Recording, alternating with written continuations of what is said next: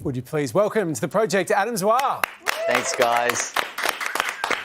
Congrats on 12 Summers. I feel like it's obviously the perfect time of year to release something like this, but it really does go to the place in our heart that cricket holds from summers past. Why do you think it is so powerful for so many of us? Well, I think it's our oldest sporting team, and it's like full of these kind of very strange characters, and there's a lot of infighting, and there's drama and great moustaches, and sometimes a bit of cheating, and it's something we all do on Christmas Day. We play backyard cricket with a one-hand, one bounce, tip and run, automatic wicky, 6 and out, and if you break a window, it's the end of the game.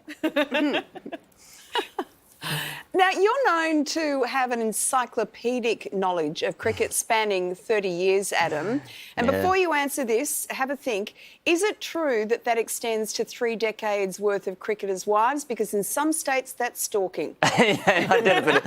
I stalked mainly the cricketers, but yeah, I knew that Rod Marsh was married to Roz, and Greg Chappell was married to Judy, and Kim Hughes was married to Jenny, and Greg Matthews was single. I knew all that when I was a kid. I knew their star signs. I knew their favourite meals. I knew that Richard Hadley only read books that he wrote himself. So it was kind of, I knew what their favourite movies were, and that they'd like mainly their favourite food was pepper steak for some reason, So who on earth did you share this knowledge with as a child? Prior to writing it all in a book. I didn't have that many friends. You might be surprised to know, Hamish. I was a red-headed kid with buck teeth, and we lived in a remote location in far north Queensland. And there's my dad. We did a lot of fishing, but he was my only friend, actually, my dad. And I had a lot of anxiety, and I think I was crying a lot, so I went to a child psychologist, and the child psychologist asked my parents why they thought I was crying all the time, and Dad said, well, he does eat a lot of honey, like as if that was a mental health solution.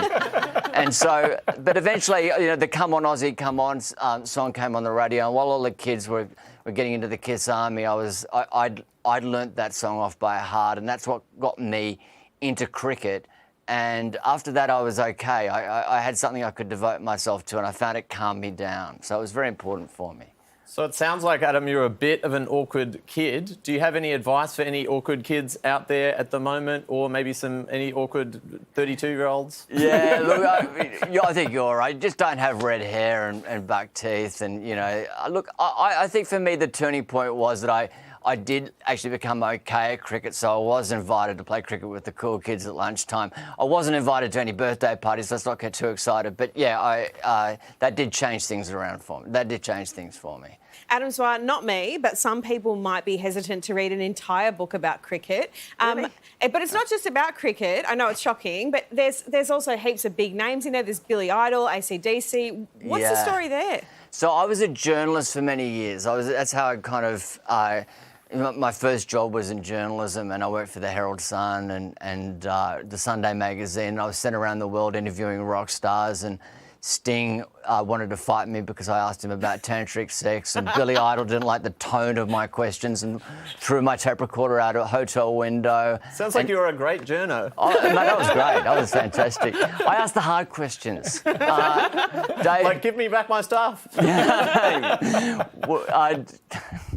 Dave Duchovny didn't like my hair, I remember that. But I went to Stuttgart to interview AC/DC, and we were just hung out in a hotel room for a week because there was a pilot strike. And all I remember from that was that Angus and Malcolm spent most of the time on the phone to Philip Morris because they were upset that the Benson and Hedges cigarettes didn't have enough tar in them. So that was...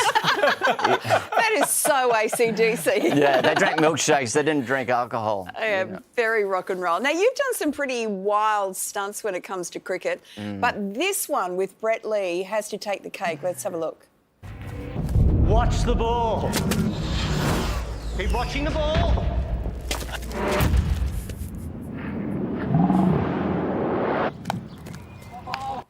I mean, Piers Morgan came off really badly after Brett Yes. Lee threw a fast bowl at him. That was a bouncer. Has that got to be one of the stupidest things you've ever done? Yeah, apart from the tantric sex thing. Yeah, I remember. So he was bowling at 147 kilometres an hour, and Wow. we weren't allowed to wear a helmet because we're trying to replicate what they did in the 32-33 bodyline series. And, you know, I interviewed a bunch of cricketers beforehand, and they all said, don't do it. Like Matthew Hayden was very particular. He said, don't do it.